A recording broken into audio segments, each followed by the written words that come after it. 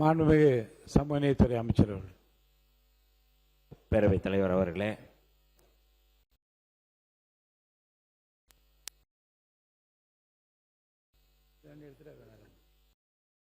ராமச்சந்திரன்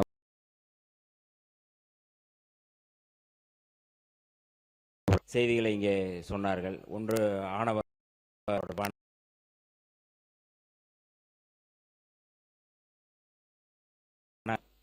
மீட்பு தொடர்பான ஆணையம் அமைப்பது தொடர்பான, மூன்றாவது இந்த உட்கூறு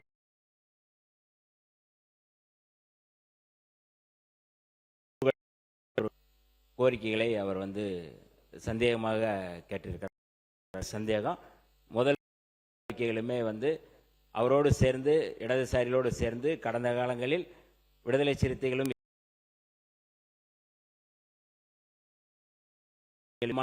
அந்த தடுப்பு சட்டத்தை கொண்டு வர வேண்டும் என்பதுதான் எல்லோருடைய நிலைப்பாடும் அதுதான் என்று நான் நினைக்கின்றேன்.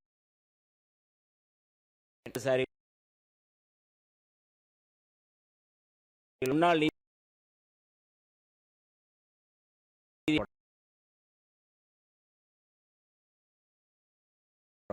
சந்தித்ததன் அடிப்படையில் நிறைய தரவுகள் தேவைப்படுகிறது. விக்டிம்ஸ் தான் நாங்கள்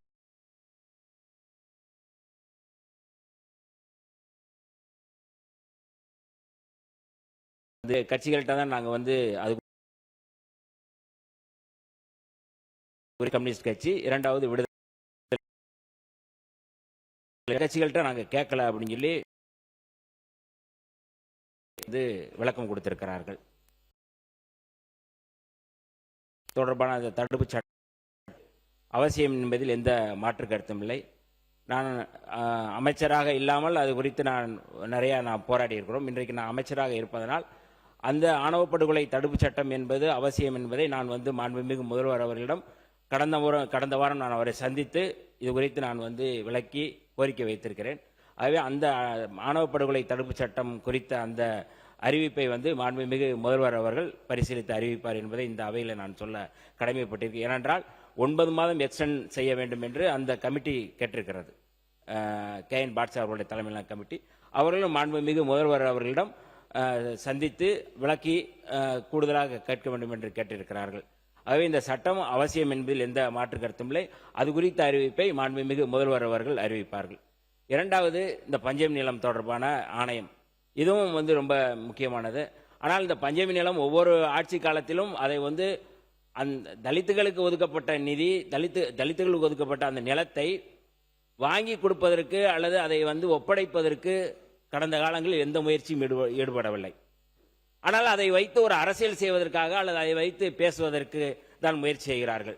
கடந்த காலத்தில் கூட திராவிட முன்னேற்ற கழக ஆட்சியின் போது முரசொலி அலுவலகமே பஞ்சமி நிலம் சொல்லி பாஜக ஒரு குற்றம் சுமத்தி அந்த குற்றச்சாட்டின் அடிப்படையில் வழக்கை தொடுத்தது.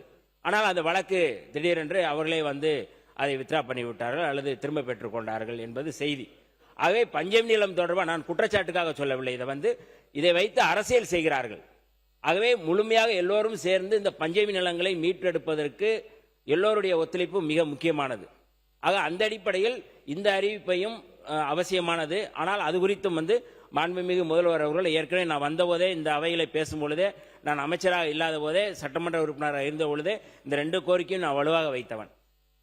மாண்புமிகு முதல்வர் அவர்கள் அதை செயல்படுத்த வேண்டும், அதை அறிவிக்க வேண்டும் என்று கோரிக்கை வைத்திருக்கோம். நான் அமைச்சரான பிறகும் அந்த கோரிக்கையை நான் மாண்புமிகு முதல்வர் அவர்களிடம் நான் வைத்திருக்கிறேன்.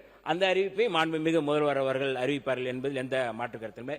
அதே போல இந்த தலித்துகளுக்கு ஒதுக்கப்படுகின்ற நிதி மற்ற துறைகளுக்கு மடைமாற்றம் செய்யப்படுகிறது என்கின்ற ஒரு குற்றச்சாட்டு நீண்ட காலமாக இருக்கின்றது. நாங்கள் இப்போதான் 3 மாதம் நம்ம வந்திருக்கிறோம்.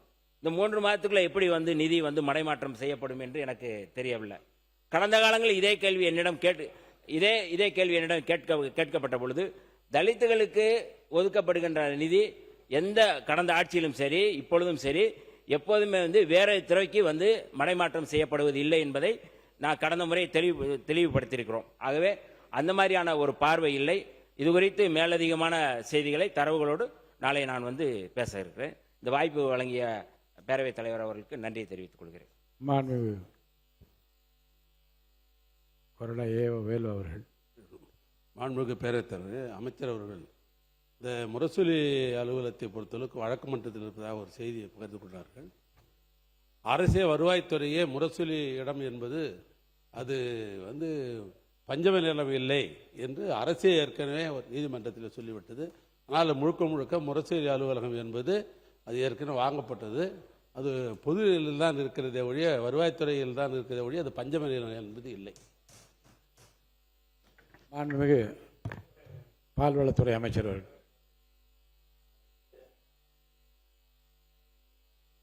செய்கிறார்கள் அப்படிங்கிறத நான் சொன்னேன். நான் குற்றச்சாட்டா சொல்லலை. இல்ல நீங்க பாரதிய ஜனதா கட்சி அன்றைக்கு வழக்கு தொடுத்தது இதை ஒரு அரசியல் படுத்துகிறார்கள் என்ற செய்தியை நான் இந்த அவையில சொல்வதற்காக சொன்னேன். வேற ஒன்றும் இல்ல. இல்ல நீங்க